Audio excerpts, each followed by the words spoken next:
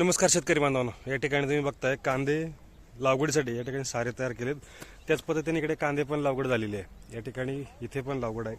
तर लागवड करताना बऱ्याचशा गोष्टींची अडचण येत असते की तण नियंत्रण, अर्थात कांदा पिकामध्ये तण नियंत्रण जास्त प्रमाणात होतं। जसं गवत असतं त्याच्यावर त्याला चांगल्या पद्धतीमध्ये नियंत्रण मिळवण्यासाठी आपल्याला महत्त्वाचं काय करणं गरजेचं आहे, त्यासाठी निश्चित महत्त्वाची माहिती आहे। त्यासाठी आपलं पहिलं काम असेल आपल्या चॅनलला फॉलो करा, व्हिडिओला लाईक करा आणि आपल्या शेतकरी बांधवांना पाठवा।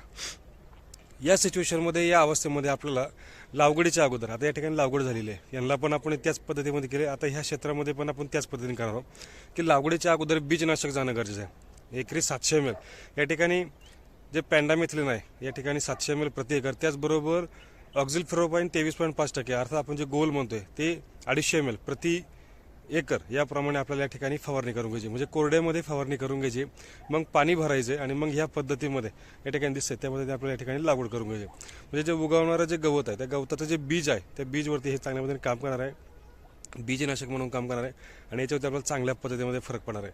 त्यामुळं जे आपल्या शेतामध्ये येणारं जे कांदा पिकामध्ये जे येणारं गवत आहे म्हणजे जे तण म्हणतोय याच्यावरती चांगल्या पद्धतीने आपल्याला कंट्रोल मिळणार आहे, मजुरीवरचा खर्च वाचणार आहे आणि निश्चितच आपलं उत्पादन सुद्धा चांगल्या पद्धतीने मिळणार आहे। त्यामुळे हे आपल्याला कंपल्सरी या ठिकाणी सर्व शेतकरी बांधवांनी करून घ्यायचे, त्याचा निश्चितच आपल्याला चांगल्या पद्धतीने फायदा होणार आहे।